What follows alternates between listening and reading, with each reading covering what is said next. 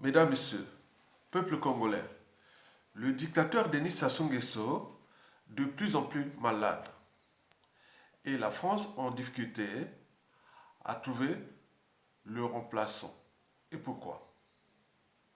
Pour commencer, je vous informe que, avec le départ de Sassou Nguesso, notre pays pourra se retrouver dans trois situations. La première, c'est le chaos. Et ce chaos aura deux causes, une endogène et une exogène. J'y reviendrai dans les prochaines vidéos. La deuxième situation, ça sera l'instabilité chronique. Parce que le réveil sera amer. On a laissé faire depuis. Donc il a détruit ce pays. Pour le reconstruire, on sera dans une instabilité chronique. Et cette instabilité pourra être aussi instrumentalisée par nous-mêmes à l'intérieur du pays, parce que la guerre des égaux, les conflits d'intérêts, les intérêts particuliers partisans, les contentieux historiques et autres. Et les causes exogènes, c'est que l'Occident et la France, Afrique et compagnie, ils en profitent de nos erreurs et comme la nature aurait de vie, quand il y a là où il y a les chaos, ils aiment ça. Donc nous pourrons nous retrouver dans l'instabilité. La troisième situation, qui dépend de nous aussi, si on se dit que bon, on aime notre pays, on se met tous dans une transition politique consensuelle, civile et militaire pour réparer ce pays pendant une durée donnée. Et après, on lègue ça aux générations actuelles et futures. Ça, on peut le suivre. Donc, ces trois situations sont prévisibles. Je vous informe que je fais ici mon travail de citoyen et d'intellectuel, c'est-à-dire quelqu'un qui fait part de ses opinions, de ses points de vue, de ses analyses sur des problématiques et enjeux plus ou moins partagés. Je suis quelque part comme un lanceur d'alerte et comme un chien qui aboie. Donc il alerte du danger.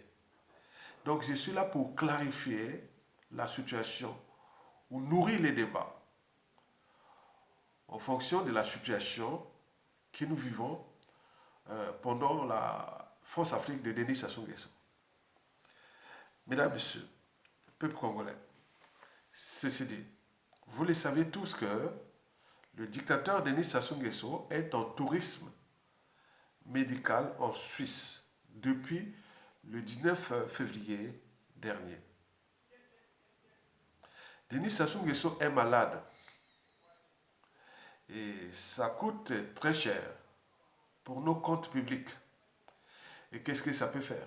Puisque nous, individuellement et collectivement, on n'a pas pris notre responsabilité de peuple. Comme cela s'est passé au Mali, au Guinée-Conakry, au Burkina Faso, au Zimbabwe, en Tunisie, au Soudan, partout, ça s'est passé. Et nous sommes là comme des moutons en train d'observer quelqu'un qui est en train de tout consommer du produit intérieur brut congolais, l'argent du peuple congolais, et tout compagnie, vous nous aussi là en train de regarder.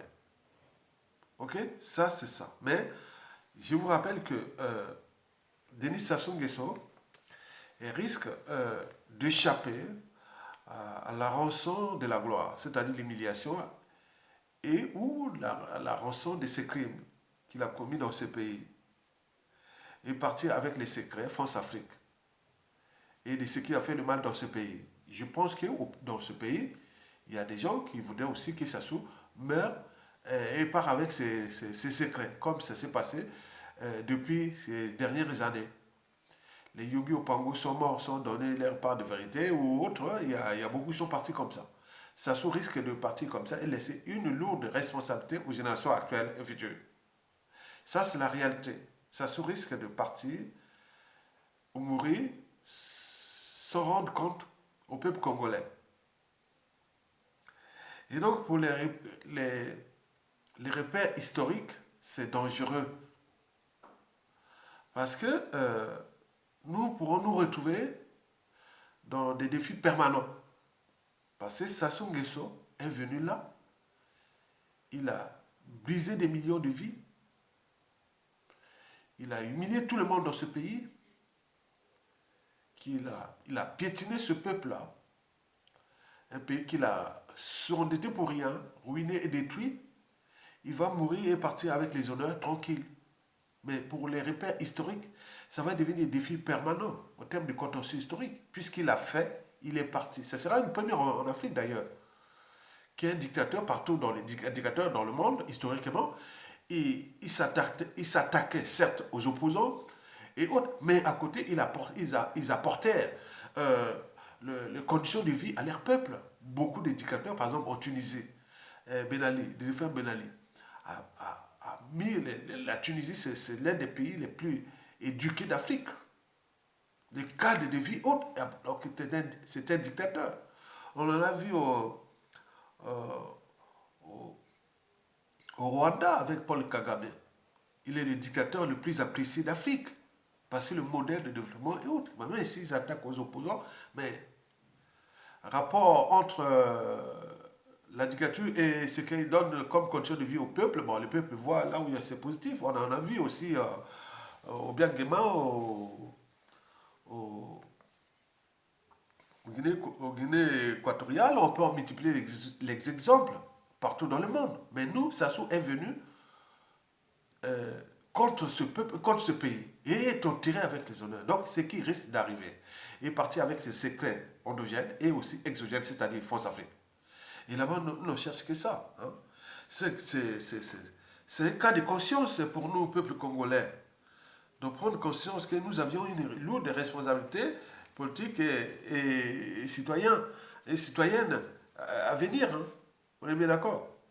Très bien. Mesdames, Messieurs, peuple congolais. Par ailleurs, la France sait que Denis Sassou Nguesso est malade. Ils savent qu'il est malade. L'enjeu pour la France, certainement, est qu'il puisse mourir sans être jugé. Hein. Hein, sans être jugé, parce que Denis Sassou Nguesso et la France-Afrique ont une lourde responsabilité pénale dans notre pays. Vous savez qu'après le Rwanda, en 1994, c'est nous après, en 1997, dont les conséquences sont d'actualité. Il y a eu des crimes contre l'humanité. C'est Sassou et la France-Afrique. Donc pour les autres, ils vont les laisser partir, mourir sans être jugés. Mais pour nous, c'est la lâcheté, c'est l'indignité nationale. C'est la honte et le déshonneur. Quelqu'un qui est venu briser les millions de vies, un contre-maître, un pion de la France-Afrique, il va partir et laisser ça. Mais qui va gérer au niveau judiciaire, au niveau pénal, de la mémoire, les crimes de Sassou? C'est qui? On va chercher qui? Il n'est plus là. On va chercher qui? Toute la difficulté de la presse Sassou, c'est ça. Avec des millions de vies qu'il a brisées. Qui va faire quoi? Donc il faut en prendre conscience que nous avions cette lourde responsabilité. Ou pour certains, ils croient que, bon, ben, ils pensent que il peut mourir, ça les arrange. Ils pourront jouer aux amalgames, aux polémiques, au négationnisme, à la repentance, à la guerre de mémoire et autres. Ça va les arranger. Ça se part sans être jugé autre. Moi, personnellement, s'il n'y a pas de cadre, moi, je ne mettrai même pas pied dans cette affaire-là. Parce que ceux qui, là, les nervis, les criminels, les sbires, tous ceux qui étaient coupables et responsables dans ces affaires-là, ils sont là, hein, en vivant. Donc, je ne veux pas aller prendre une responsabilité ou quelqu'un où nous avons laissé celui qui est l'auteur de nos malheurs depuis près de 50 ans est parti comme ça. Bon, vous avez tout compris. Donc, restez citoyen. Le citoyen a des droits et des devoirs de prendre ses responsabilités, qu'elles soient civiles, politiques et militaires. Donc, vous avez compris, mesdames, messieurs, peuple congolais. Bon, la France, au ce moment, en difficulté pour trouver les pions de remplacement de Sassou Nguesso. C'est une révélation.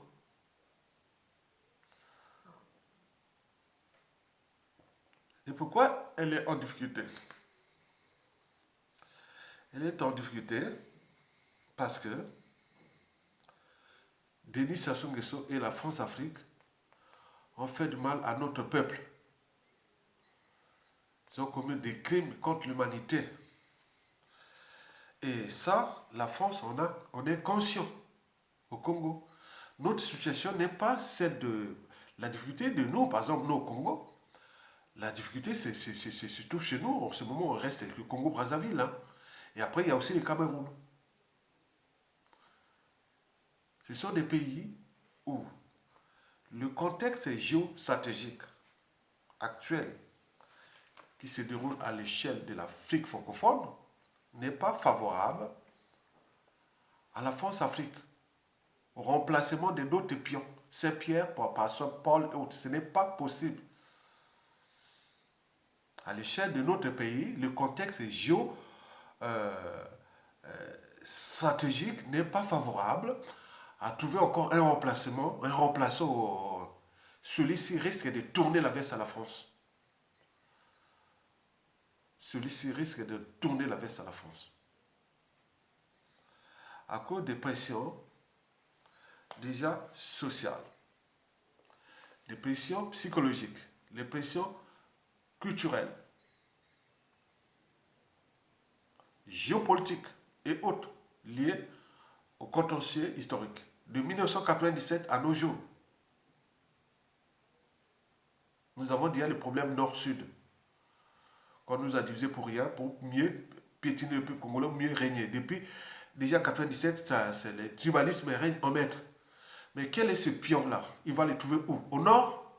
Où le nord, le dégagement militaire est déjà là. On a tué beaucoup aussi au nord. Il va trouver où? Au sud, avec tous les crimes contre l'humanité, autres que ce soit fait contre les Sud. Quel sudiste va-t-il porter, va porter cette lourde responsabilité de trahir encore le Congo pour le compte de la France-Afrique? Certainement pas.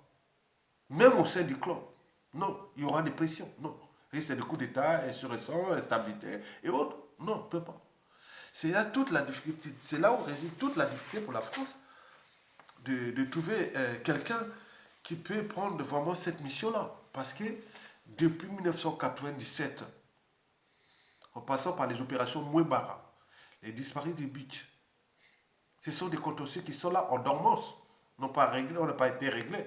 Qui est cet homme-là, du nord ou du sud, de l'est à l'ouest, qui va porter cette responsabilité, que je veux, ça soit un parti, maintenant je vais être un autre pion? Non, ça sera difficile. N'oublions pas le 4 mars, n'oublions pas 2016, Général Mokoko. Quel sera le sort réservé au Général Mokoko? Où les partisans, ils ont multiplié. Déjà, historiquement, pour les partisans du défunt président, élu démocratiquement, Pascal Lissouba. C'est pas encore fini, cette affaire-là. N'oublions pas Guy Brice Parfait-Collet en 2021, on l'a tué pendant les présidentielles. Nous aurions, d'après la réalité, après Lissouba, paix à son âme, élu démocratiquement en 1992, nous avions eu un président élu aussi démocratiquement, Jean-Marie Michel Mokoko en 2016. Il copie en prison. Nous avions eu un président élu démocratiquement en 2021, Guy Brice Parfait-Collet a assassiné le jour de l'élection alors que ses partisans ont vendu tous les bulletins de vote ont dit qu'il avait gagné. Mais tout ça cumulé, ça sous-parti, mais qui va gérer ça? Donc il faut un cadre. Ce cadre-là, c'est nous, Congolais, qu'on doit les mettre dans une transition politique consensuelle. On les dégage, on dit du nord au sud, de l'est à l'ouest, voilà les cadres pour sauver notre pays. Axé sur 3 piliers. Le pilier de la conciliation, réconciliation, réparation et autres. Deuxième pilier, c'est celui des audits de l'État, États généraux de la nation et tout ça, rapatrier tous les magots que les autres ont payés, ceux qui vont faire pour l'intérêt général, ceux qui vont faire ceci, dans le consensus, la loi doit passer, la justice doit être faite. Et tout ça, pas avec, sans mort d'homme ni chasse à l'homme. On fait ça naturellement, vous avez caché les magots là, ramenez-nous les magots. Travaux d'intérêt général, on va faire un truc déjà préparé pour ça. Et on fait le troisième pilier, c'est les institutions nouvelles, parce que c'est le pouvoir qui nous pose problème, l'accession au pouvoir et autres. Donc il faudra repenser un modèle d'accession au pouvoir, ou de la gestion de la chose publique, ou de la répartition du pouvoir sur différentes échelles au niveau national. C'est que d'autres parlent du fédéralisme. Moi, le fédéralisme, par exemple, le président aura qu'un rôle symbolique, le pouvoir sera du côté exécutif, comme on peut en parler, et des régions semi-autonomes. Les régions semi-autonomes, parce qu'il y a des régions et des départements. Les régions n'auront qu'un but de protéger nos écosystèmes. Les bassins d'alimentation en eau, les ressources naturelles, on va leur laisser ce rôle-là de président de région. Ils gèrent nos territoires. Protéger les territoires, c'est un dit fils de la région. Vous mettez quelqu'un côté sur les Bayaka ou dans le massif du Chaoui, c'est lui qui est président de là, il connaît sa région. Donc il va gérer que l'écologie de sa région, les ressources naturelles de sa région, et voir les terres dépendantes entre les régions. Hein. Le Mayombe,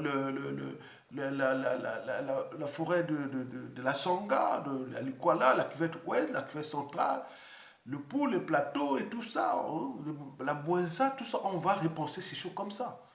On a les capacités, mais il faut savoir, il faut les savoir, que nous sommes dans un environnement géostratégique hostile à nous, peuple congolais, à nous, peuple du Golfe de Guinée. Vous savez ce qui se passe au Sahel et qu'on veut exporter ces problématiques terroristes et piratage dans notre zone du bassin du Congo, d'Afrique centrale, du Golfe de Guinée. Hein. Depuis la côte d'Ivoire là-bas jusqu'en Angola, hein, toute cette côte-là. Hein. Elle est en proie à l'appétit occidental. Et donc nous sommes en difficulté si on ne se réunit pas avec nous-mêmes, entre nous, on se soude. Et à côté, il y a des enjeux aussi géostratégiques. La Russie s'est déjà montrée déjà efficace pour lutter contre l'impérialisme, contre le néocolonialisme, contre autres. Donc on peut voir changer. Voilà, nous sommes dans un monde maintenant multipolaire. Nous devons établir des rapports de force en Afrique pour que l'Occident européen ou nord-américain puisse nous respecter et pourra revenir dans le droit chemin, être vraiment des partenaires gagnants-gagnants comme ça se fait aujourd'hui avec l'Eurasie. Donc il faut en tenir compte que la paix chez nous au Congo ne tient plus que sur un fil. Et ça dépend de nous. Et de nous, on doit s'unir et voir comment cela se passe au niveau géostratégique, au niveau des rapports de force entre les grandes puissances. On sait que nous avons des ressources naturelles gigantesques. Nous avions des stratégies pour le cas du bassin du Congo, protéger les bassins du Congo, faire plein de choses comme ça. On a les idées, on a les idées. On a les ressources naturelles, les technologies sont disponibles partout. Et nous avions aussi les talents et les bonnes volontés, les ressources, le capital, la matière grise. Elle est là disponible. Il nous manque seulement le cadre. Le cadre, là, nous devons le construire nous-mêmes. Le défendre nous-mêmes. C'est Denis Sassou Nguesso dégage, sans mort d'homme, ni ça à l'homme. Il n'y a pas de nord, sud, est, ouest. Toutes les tribus hautes, on se met ensemble. Maintenant, en ce moment, je vous dis que la France Afrique travaille ses stratégies pour remplacer. Voilà. Où est-ce que nous allons peut-être nous retrouver après? Si Sassou Nguesso Mère arrive à partir sans être jugé ni quoi que ce soit. Bon, ben, nous, la France Afrique pourra peut-être se retrouver, nous mettre dans des situations où j'ai vu trois scénarios. Hein. Le premier scénario, puis on peut se retrouver sur la situation de Burkina Faso en 2014. Et la suite, on la connaît. Ou la situation, deuxième scénario, c'est du Mali. Et la suite, on la connaît, parce qu'à partir du Béka, après, on est arrivé au coup d'État et autres. On peut en parler aussi du Soudan, ou du Zimbabwe, au coup d'État du Palais. On peut en parler du problème de la situation du Tchad. Mais ils ont l'air scénario. Et nous sommes là comme des moutons, en train de regarder comme des... Donc, retenez bien que Sassou est malade. À tout instant, il peut partir et nous laisser avec une merde et que nous devons commencer à repenser déjà l'après. Ok? Mesdames et messieurs, peuple congolais, likez et partagez pour l'intérêt général. Merci. À bientôt.